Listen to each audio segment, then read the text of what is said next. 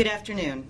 Today we are announcing federal charges against two men, Antonio Bonner and Saul Elisme, for large-scale SNAP benefit trafficking, a scheme that turned a program designed to feed families into a multi-million-dollar criminal enterprise.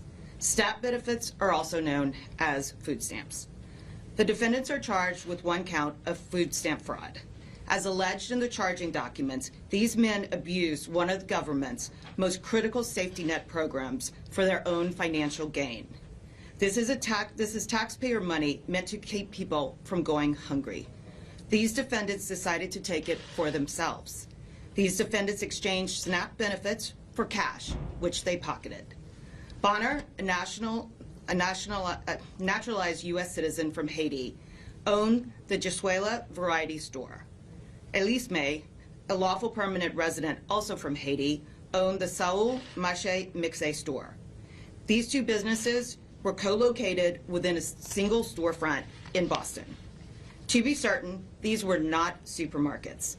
They were not full-service groceries. It would be a huge stretch to even call them convenience stores. In fact, the only thing convenient about these stores was how easy it was to commit SNAP benefit fraud. To put this in perspective, the Jesuela Variety Store is less than 150 square feet in size, smaller than some bathrooms. The Saul Mache Mixe store was approximately 500 square feet in space. By contrast, a supermarket can be 20,000 to 60,000 square feet in size, have a dozen or more registers, and employ numerous employees.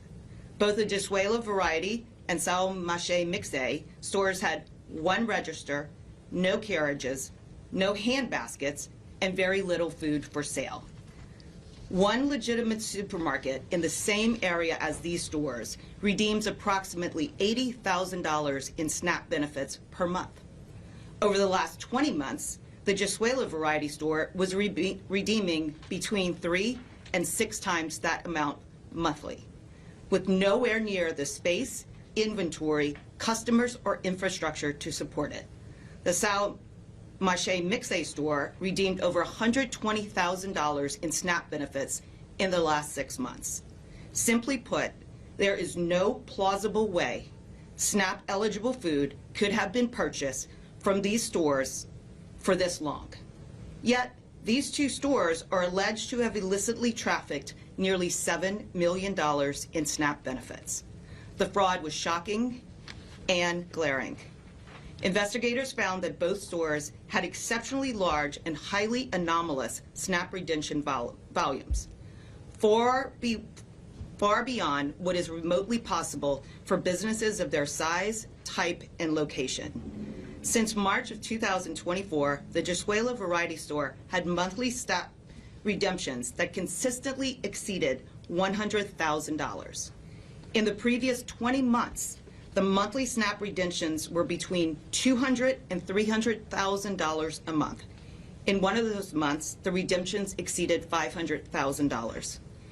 Investigators' suspicions of fraudulent activity were confirmed on the ground.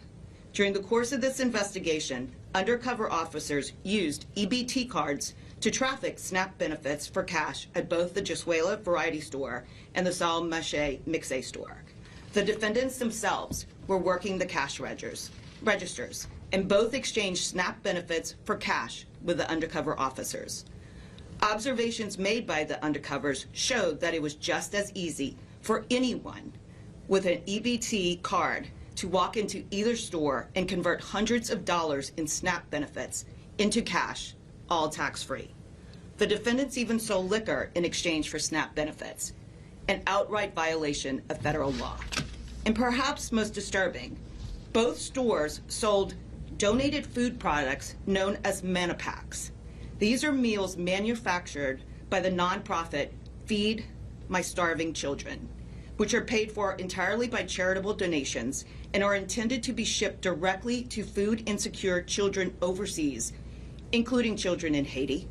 These products are not for sale anywhere. Yet Bonner and Elisme were selling them in their stores for nearly $10 a pack, profiting from food literally intended for starving children in disaster zones. The investigation also uncovered extensive financial manipulations. Because the stores had little legitimate inventory and almost no lawful income, the defendants relied almost entirely on USDA-funded SNAP redemptions. To conceal their fraud, they used numerous bank accounts to transfer the SNAP benefits around between the accounts they controlled to create the illusion of a legitimate business activity. They also funded certificates of deposits and hundreds of thousands of dollars in cash withdrawals to keep enough cash on hand to pay out their customers.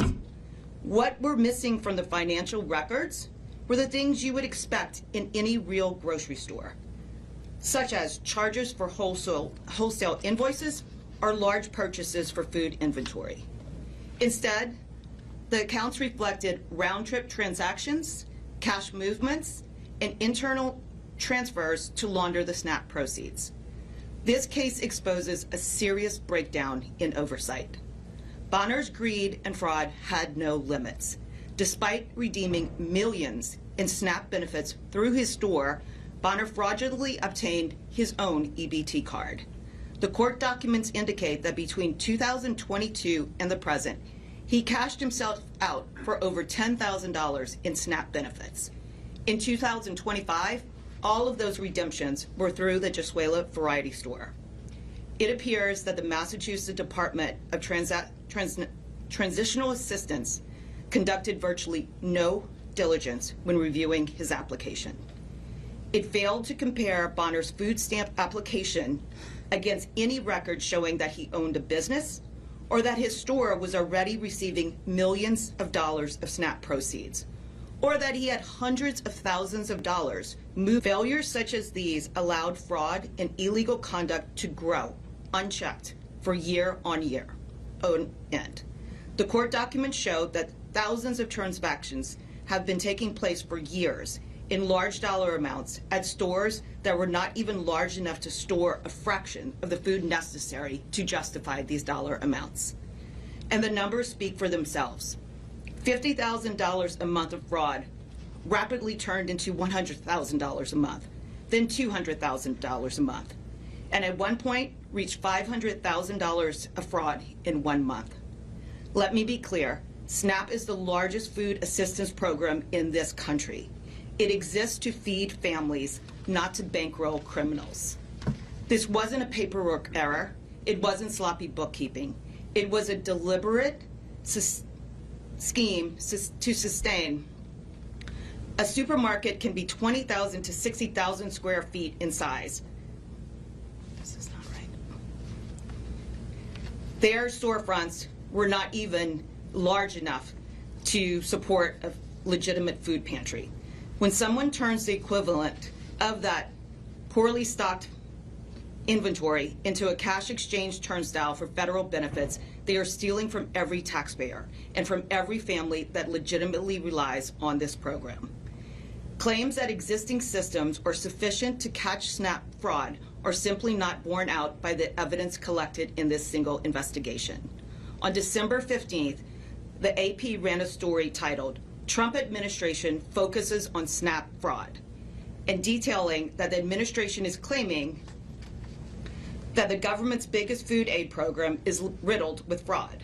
The article stated that there was, quote, little publicly available data, unquote, showing the extent of the alleged SNAP fraud, and that others who, quote, study the program were skeptical about the scale of the fraud. I would like to direct those experts to the evidence documented in today's criminal complaint. Almost $7 million in fraud allegedly committed by 2 individuals. This was not a sophisticated fraud scheme, and it didn't have to be because the lack of oversight was all that was needed to allow it to happen. This alleged fraud happened here in Massachusetts under the current system. It only involved 2 individuals, and it resulted in millions of dollars in losses. This investigation is just the start. This office will continue to work with federal partners to identify, investigate, and prosecute SNAP trafficking, no matter how long it's been going on or how much money is involved. The Trump administration has made it clear that it will not tolerate SNAP benefit fraud and it will criminally prosecute those who are engaging in the alleged fraud that was exposed in today's criminal complaint. The administration has requested assistance from all states, including the Commonwealth, that receive federal SNAP funding to provide data on SNAP recipients to identify fraud. Some states have complied with that request, others have not.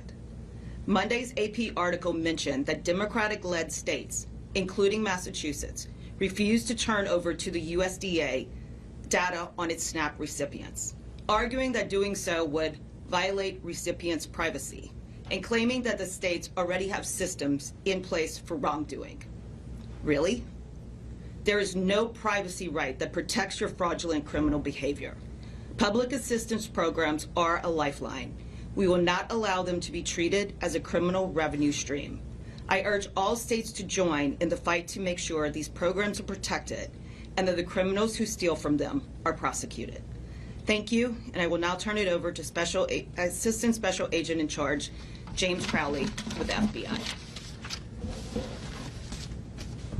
Thank you. Thank you. Good afternoon, everyone. Again, Assistant Special Agent in Charge, James Crowley with the FBI Boston office. Earlier today, FBI Boston assisted our partners at the USDA, Office of Inspector General, and the Boston Police in arresting 2 convenience store owners in Mattapan, which is in Boston, who are accused of using the stores as a front for a massive food fraud scam. These 2 men came into our country and allegedly defrauded a vital federal assistance program that millions of Americans rely on to feed their families out of millions of dollars. The photos located in today's complaint reveal that their businesses have very little inventory. In fact, they did not have sufficient inventory to support the number and value of the transactions that they were logging each day. In addition, the owner of Jazula Variety Store also fraudulently applied for SNAP benefits for himself back in 2022 and has been collecting these benefits ever since. The Supplemental Nutrition Assistance Program exists to help families put food on the table, not to line the pockets of criminals. When fraud on this scale occurs, it drains limited resources, undermines public confidence in a program that millions rely on every day, and it makes it harder for honest families and small business owners to get the help they need. Every dollar stolen, taken away from a child, a senior, or a working family who is struggling to make ends meet. It is also an affront to the legitimate business owners who play by the rules and serve the communities with integrity. Today's arrest should send a clear message: abusing public assistance programs for personal gain will not be tolerated. Protecting taxpayer dollars, safeguarding vital assistance programs is essential.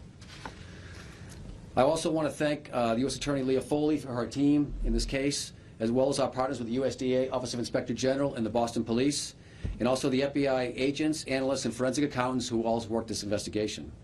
As a result of their hard work, this alleged criminal operation was dismantled, its proceeds seized, and those responsible were brought to justice. Thank you. Question?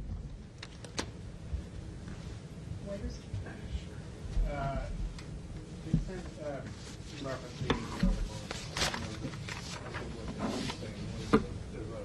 a general lack of publicly available data on the extent of any fraud. I assume a lot of resources went taking down this one particular instance, and I just wonder if you could speak to the challenges of actually understanding the scope of any fraud that might be occurring within the SNAP benefit program. So based on the preliminary data that we have collected, we believe that the fraud is widespread. This was a very targeted investigation, and it is just getting started. We are planning to continue to investigate other stores and businesses where the anomalous volumes of EBT transactions that are happening on a daily and monthly basis is completely untethered from the realities of what those stores legitimately could ever possibly redeem in a month. But without the state's cooperation across the country, it is very difficult to present to you the data that shows fraudulent schemes like this. To what extent has the state of Massachusetts cooperated with this investigation, and how much fraud do you estimate is potentially happening right now, like in the state below? This investigation was solely run by the federal by the FBI, by the USDA, and there was assistance from the Boston Police Department.